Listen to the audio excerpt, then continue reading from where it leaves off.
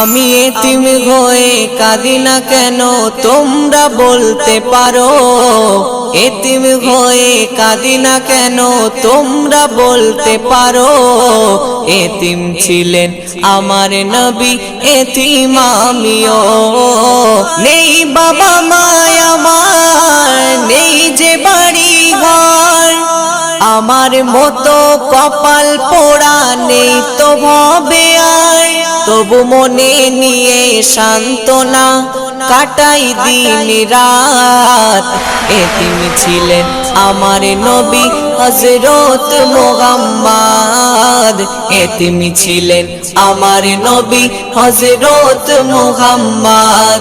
আমি এতিম হয়ে কাঁদি না কেন তোমরা বলতে পারো, এতিম ছিলেন আমার নবী, এতিম আমিও।